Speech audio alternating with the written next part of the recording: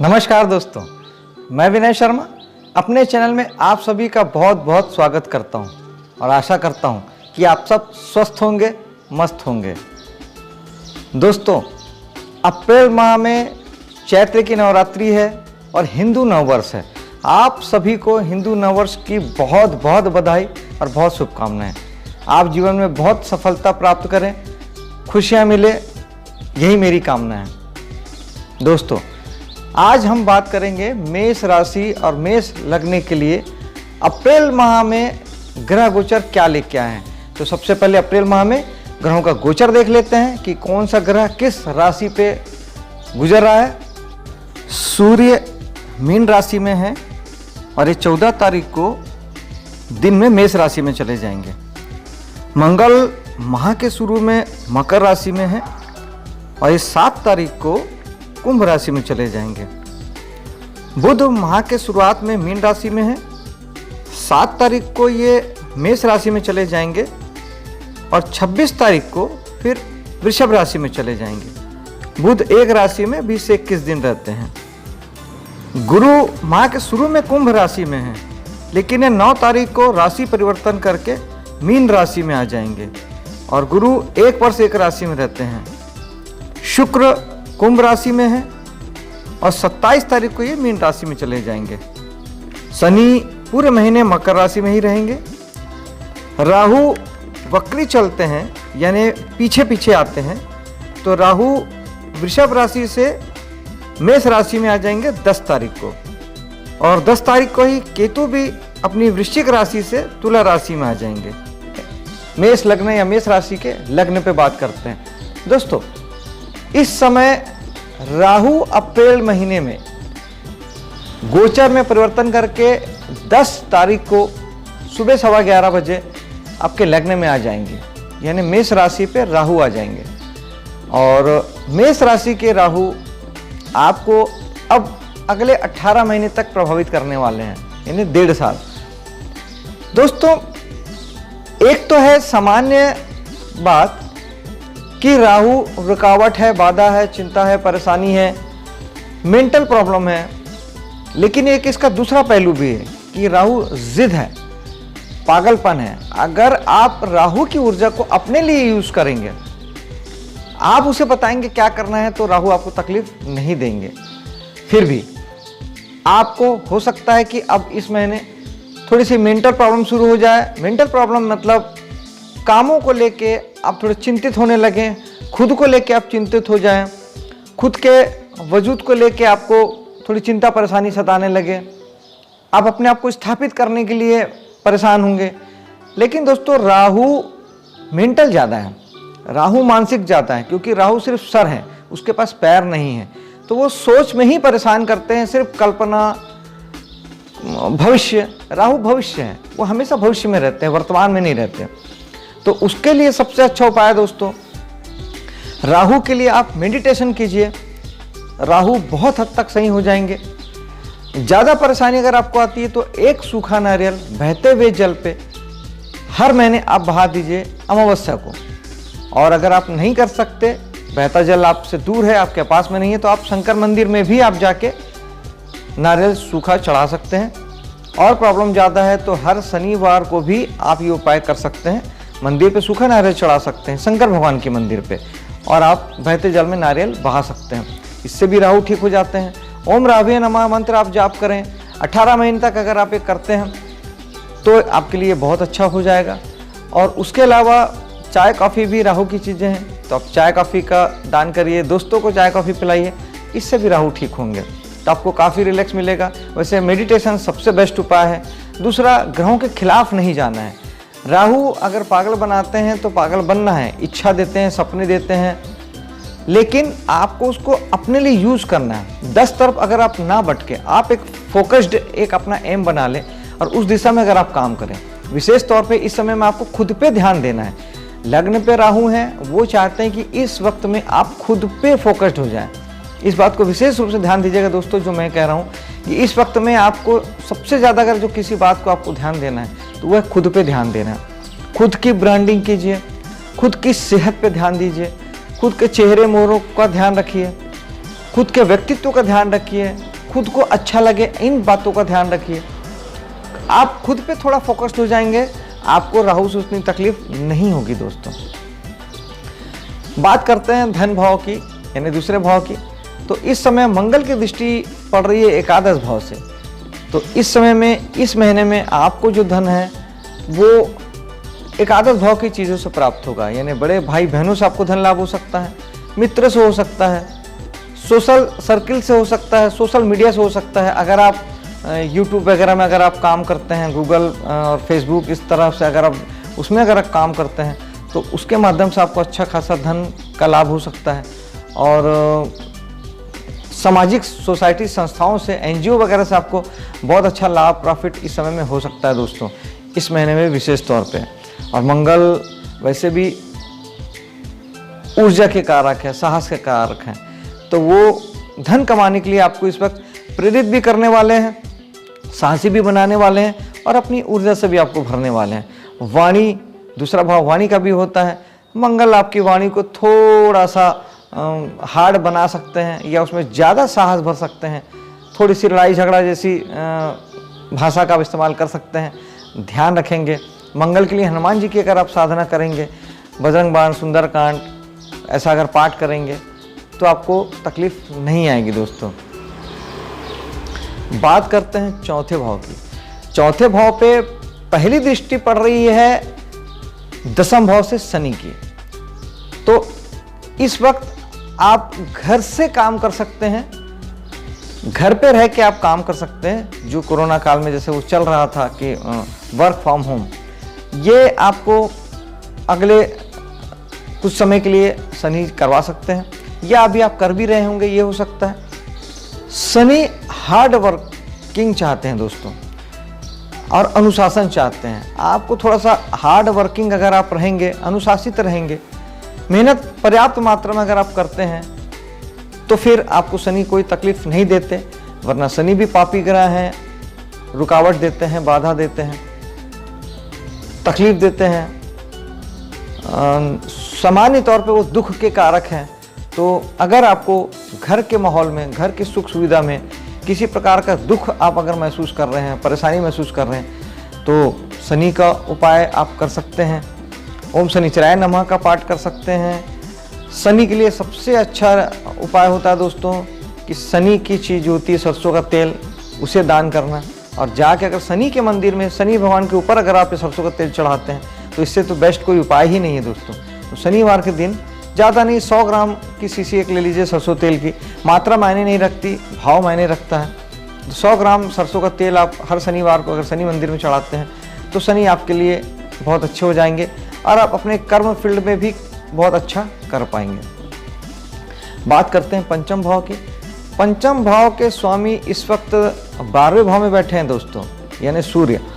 तो अभी इस महीने आपको किसी भी प्रकार का सट्टा, लॉटरी या शेयर बाजार में पैसे आपको नहीं लगाना है, वरना वो पैसे आपके खर्च हो जाएंगे, बेकार में चले जाएंगे, क्योंकि 12वें भाव में सूर्य बैठे हैं। पंचम भाव में शुक्र और मंगल की दृष्टि एकादश भाव से।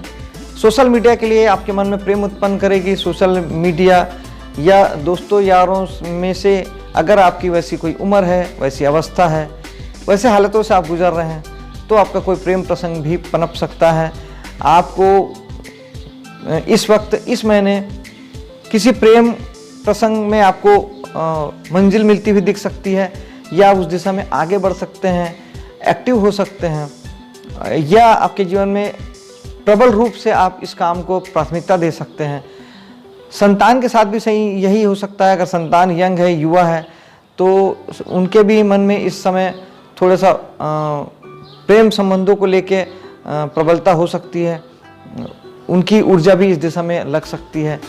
पॉजिटिव है, अच्छी है, उम्र सही है, अच्छी सोच के साथ चीज़ें, हर काम अच्छा होता है दोस्तों।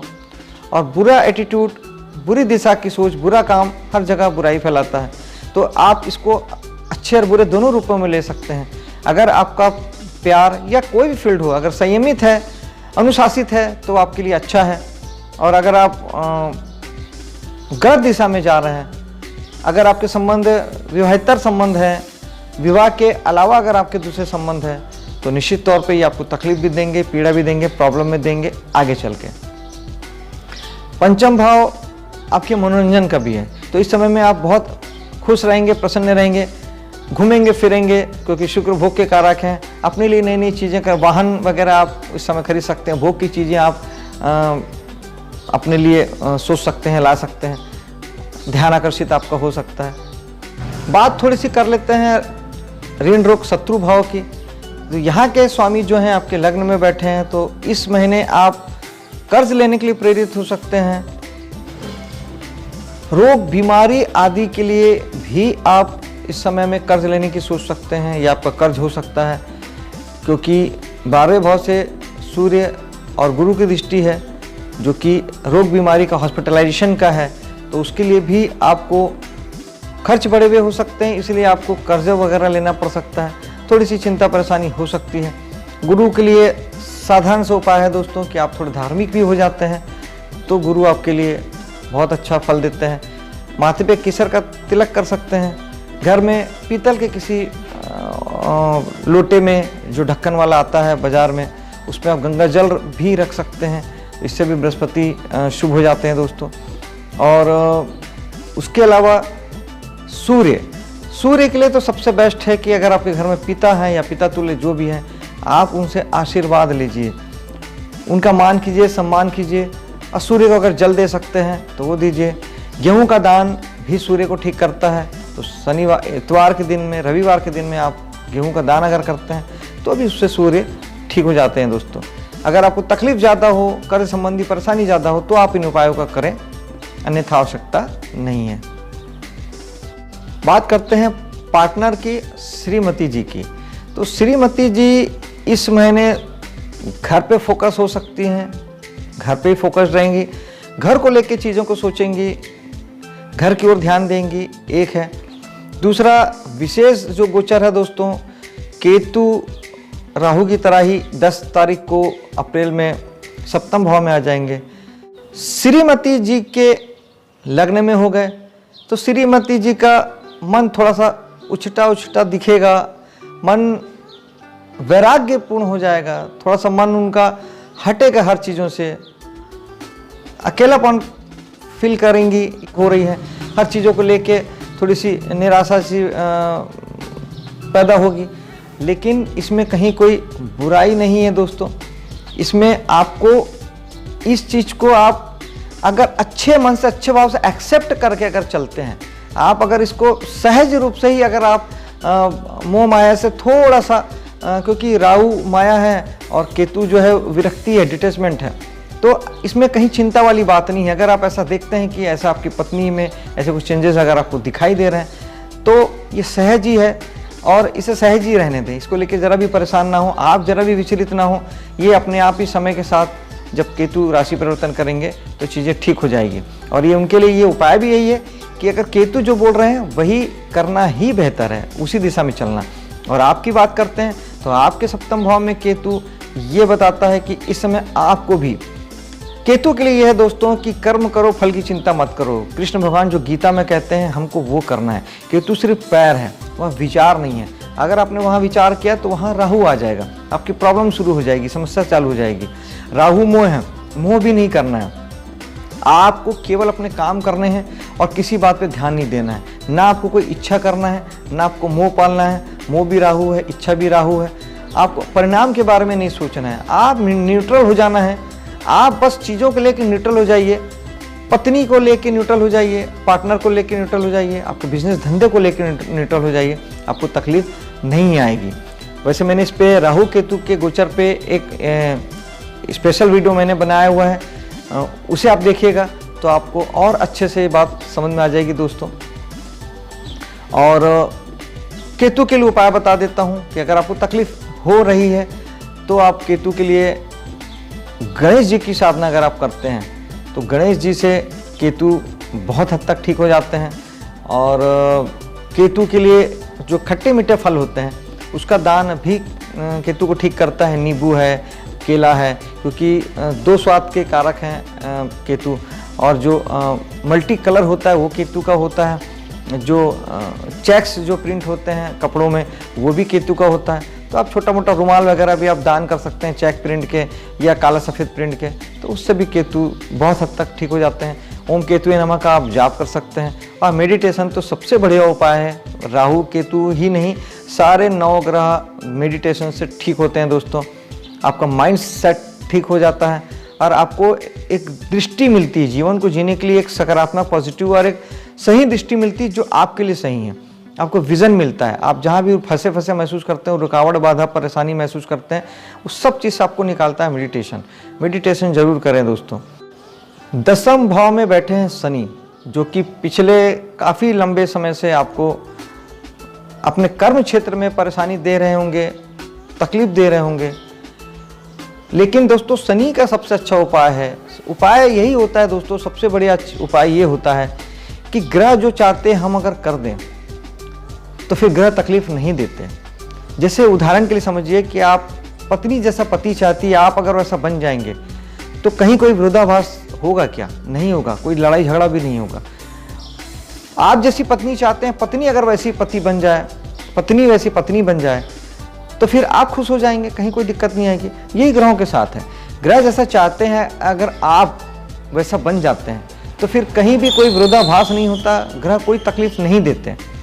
तो शनि है हार्ड वर्किंग के कारक, अनुशासन के कारक। अगर आप अपने काम के क्षेत्र में, आप वर्किंग जगह पे, अपने बिजनेस धंधे नौकरी की जगह में अगर आप शिद्दत से मेहनत करते हैं और अनुशासित रहते हैं तो आपको यकीन मानिएगा आपको कोई तकलीफ नहीं आएगी। आपको तकलीफ सिर्फ तब आएगी जब आप काम से जी चुराएंगे या काम को बचेंगे करने से या मेहनत करने से बचेंगे।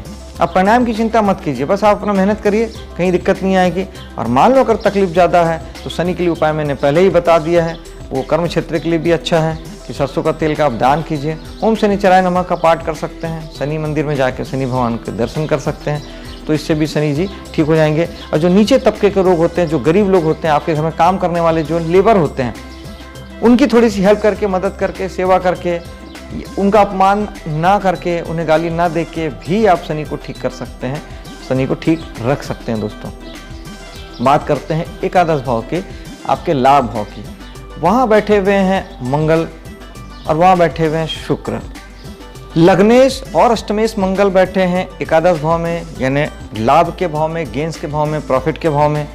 तो आपको इस समय, इस महीने में खुद के स्वयं के प्रयासों से आपको लाभ हो सकता है। 8वां भाव होता है पुश्तैनी प्रॉपर्टी का, पत्नी का धन और दूसरे का धन, यहां से आपको लाभ हो सकता है, यानी पत्नी से आपको फायदे हो सकते हैं। पुश्तैनी कोई प्रॉपर्टी अगर आपको मिलनी है तो वो लाभ हो सकता है। ससुराल से आपको कोई लाभ प्राप्त हो सकता है दोस्तों। धन भाव के स्वामी शुक्र भी यहाँ बैठे हैं, तो आपको धन से धन लाभ हो सकता है, यानी आपको इन्वेस्टमेंट से धन लाभ हो सकता है।